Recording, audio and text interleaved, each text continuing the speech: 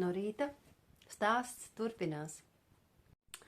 Jā, tā tad notiek šāda te krāmēšanās. Vakar mums tomēr nesanāca šos visus darbus veikt, jo notika santehnikas problēmas.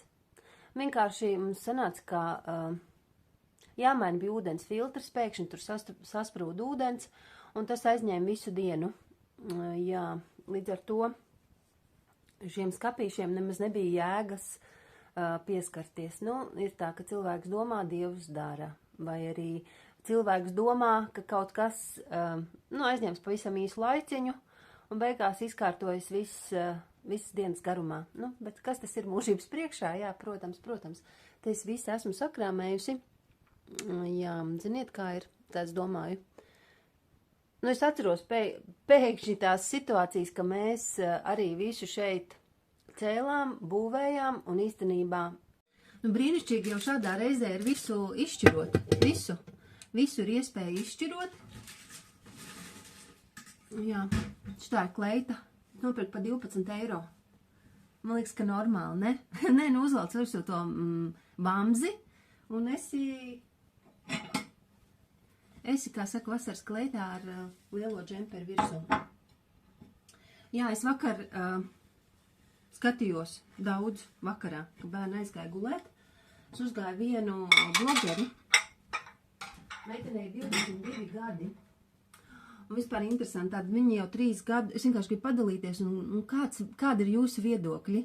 Meitenei ir 22 gadi, un viņa 3 gadus jau liek video un stāst par savu dzīvi.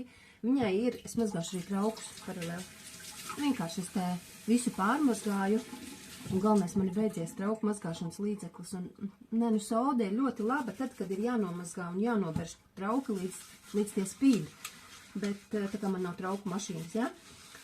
Bet tā mazgāt katru trauku man īsti labāk patīk ar fēriju, bet man beigās līdzeklis. Kāds tur fērija? Kaut kas cits. Es visus saucu par fēriju, bet īstenībā tas ir cits mazgājumais līdzeklis. Jā, un atradu to meiteni, ka viņai piedzima īpašais bērniņš, viņai ir 20 gadi tajā brīdī. Viņa ir precējusies, un viņa to bērniņu ļoti gaida, un tā. Un bērniņš piedzima kaut kādu neārstējumu slimību, ka viņam veidojas ūdensgalva, pēc kaut kādiem 3 mēnešiem sanāk vai kaut kad tā, laikam pat pēc 40 dienām viņi to konstatē, jo tā galva sāk ļoti strauji augt. Un, ka viņš ir ar īpašām vajadzībām, viņi to bērniņu ļoti mīl, bet, protams, tajā grūtajā procesā, tā kā viņiem ir tik maz gadu, tad viņi izšķirs ar savu vīru, kas ir diezgan, varētu būt loģiski, jo man liekas, ka vīrietim ir ļoti grūti pieņemt, ka bērns būs invalīds. Tas ir baigais izaicinājums. Jo mums sievietēm darbojas tā kā, šobrīd mazgāju šo, kur stāv dakšas un karotes.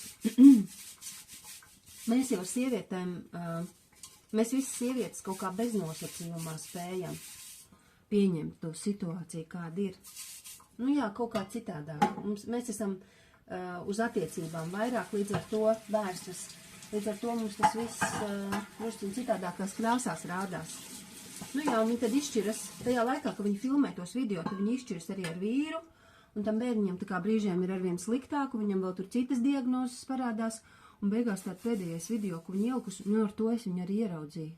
Ka viņa vienkārši stāsta un raud, kā viņa pa nakti pamodās, un viņa konstatē, ka tas bērniņš ir miris. Un bērniņam 3 gadi. Un tad vienkārši, kāpēc es par to kāds ir jūsu viedoklis, vai par to vajag stāstīt un rādīt, jo tur bija tā, ka ļoti daudz skatījumu, protams, jo viņi to visu izstāstīja jau ar 2 mēnešu distanci, bet tik un tā viņa raud, tas noticis jau pirms 2 mēnešiem, bet viņi to izstāsta tagad. Viņa raud un stāsta visu, kā tas bija detalizēti, kā tas tajā dienā tur notika, un kā bija tad, kad viņi pēkšņi konstatēja, ka viņš ir miris, ka viņi nespēja tam noticēt un tā tālāk. Un par bērēm. Un tā. Un es varu teikt, ka man, piemēram, kā cilvēkam ļoti daudz nozīmē tāds video, kā viņa spēja izstāstīt, ka viņa spēja atklāt kaut ko tik traģisku un kaut ko tik, kaut kādā mērā, es nezinu, tik sāpīgu. Un daudz cilvēku atkal viņai tur raksta tādus komentārus. Es vienkārši paskatījos interesanti, ko cilvēki raksta. Jā, un tieši raksta par to, kā vispār māte tā uzdrošinās darīt, publiski stāstīt par savām, tādām lietām, ka tas nav publiskai tādai apskatē, un par to nedrīkst publiski stāstīt. Bet, ja godīgi, man atkal liekas, ka, viss, kas notiek uz zemes, par to mums ir tiesības stāstīt un rādīt. Kāpēc par to ir tiesības rakstīt? Piemēram, romānu uzrakstīt, neviens pārmetīs tik un tā. Īstenībā arī pārmetīs. Tur tā viena grāmatas autori, tāda, ko es arī stāstīju vienā savā video, kur viņa stāsta par to, kā viņai bērniņš piedzima un uzreiz nomira. Viņa to ir uzrakstījusi visu sīku un detalizētu, un tad, tas sacēla ļoti lielu ažiotāžu igauņu autore. Aizmirst pat kaut viņas uzvārdu tajā brīdī. Man liekas, ka viss, par ko. Un īpaši jau tā meitene, ja viņa jau 3 gadus filmē, kā viņa neuzfilmēs tādu video. Piedāvām tas nenotika nākamajā dienā vai tajā brīdī, ja viņa neieslēdz video. Bet arī, nezinu, man kaut kā liekas, ka nav tādu tēmu, par kurām nedrīkstētu runāt, jo tas viss notiek ar mums cilvēkiem. Tas jau nav tā, ka pēkšņi citplanētietis atlid un kaut ko sāk stāstīt. Arī tad tas būtu vērtīgi. Tā. Bet mēs vakar kaut vai bijām te vairāk cilvēku vienu brīdi, un katram no mums tie viedokļi atšķīrās, jā. Tas tā, es turpināšu darbiņu. Man vēl tāda lieta, kā man vīrs vienmēr prasa, kur tu tādus ņem? Tieši tos blogerus, ko es pēkšņi atklāju, kas ir tādi, ko varētu, kā viņš saka, kur tu tādus frīkus ņem? Es saku, droši vien, kā darbojas jau tas pievilkšanās likums. Kāda pati tādi apkārtējie, ja vajag tādu informāciju es pievelku. Man īstenībā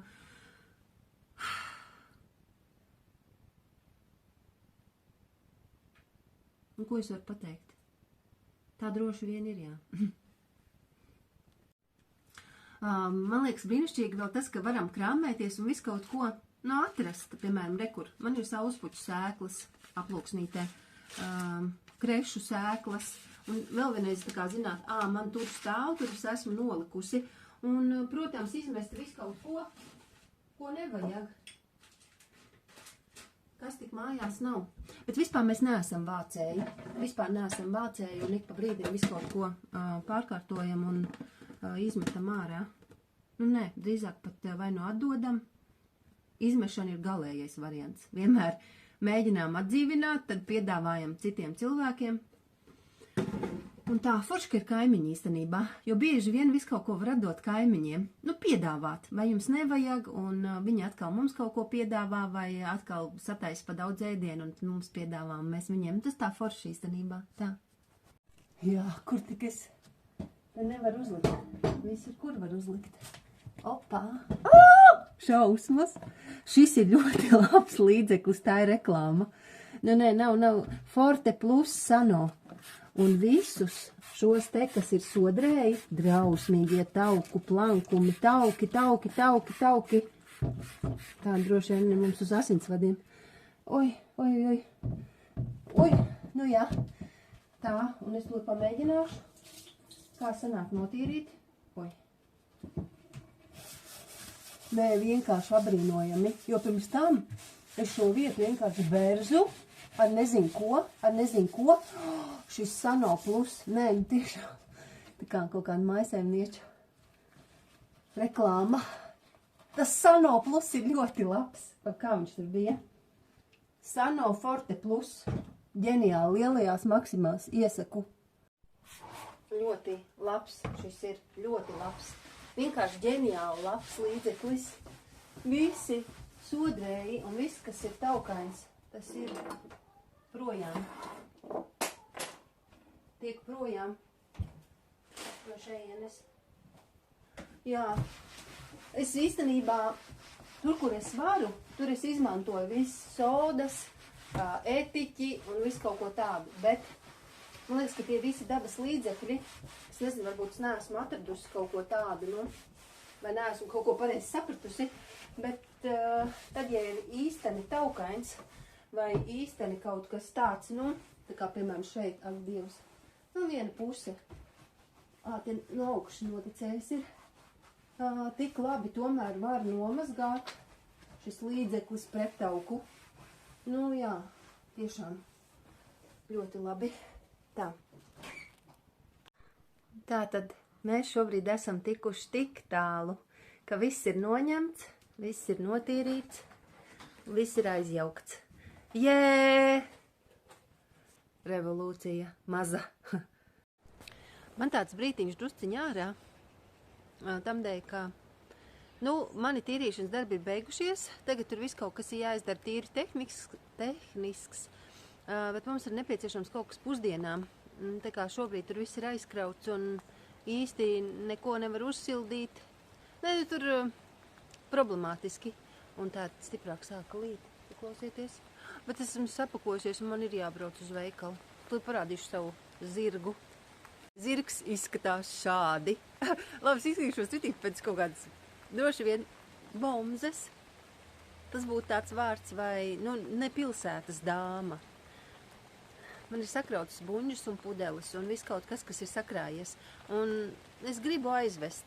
Jā, es zinu, ka tas ir jāizdara un viss. Un tas, kā es izskatos, tās būs tikai tādas nieka 10 minūtītes, kad es tā izskatīšos. Laižu uz veikalu. Tā. Tad es no savām buņģām un pudelēm. Un atcerējos, ka Aleksandram Čakam ir tāds dzejolis meitene ar sunīti. Nē, jaunkundze ar sunīti. Nē, loģiski es neesmu jaunkundze ar sunīti, bet esmu jaunkundze ar pudelēm. Tāds nodošu viss. Un tad skriešu iekšā Rimī.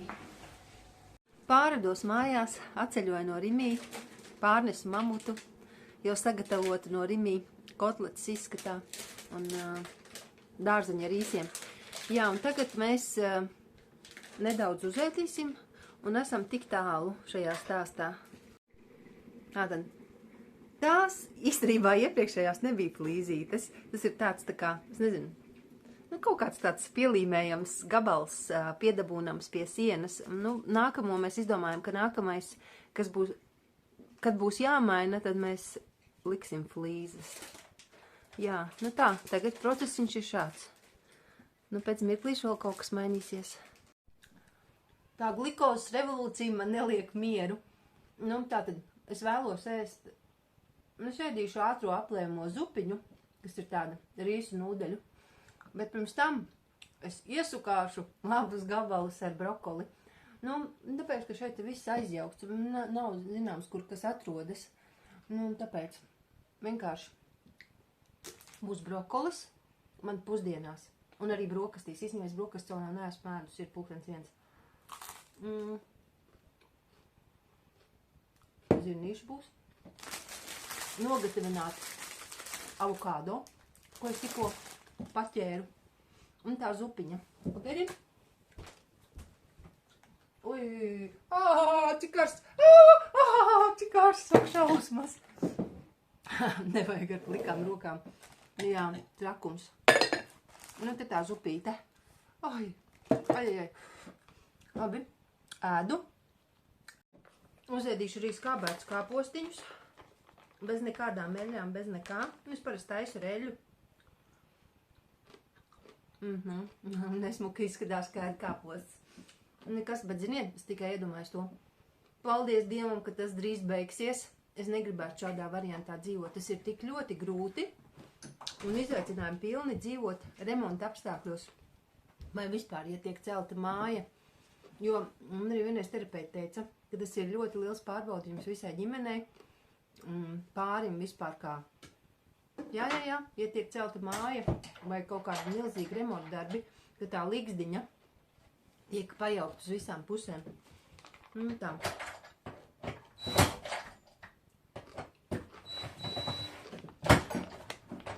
Notiek tālāk skrūvēšana. Jā, šis būs video beigas, tā kā kameleona rotaļās. Rītdien vai parīti jūs ieraudzīsiet, kā tad izskatās mūsu virtuve pēc šiem visiem darbiem. Vienkārši tūlīt nāks mums viens draugs palīgā, drusciņi pieskrūvēt tos skapjus. Un vēl arī nāks lielais dēls mājās, un te vajadzēs piepalīdzēt mācības, un tad jau te viss būs jādara. Jā, un ko es vēl gribēju teikt? Vairs neko. Dusmojos, vīrs man traucē un mēdās. Ļoti nepatīk. Kā nesaprot, ka zvaigznes mājās dzīvo.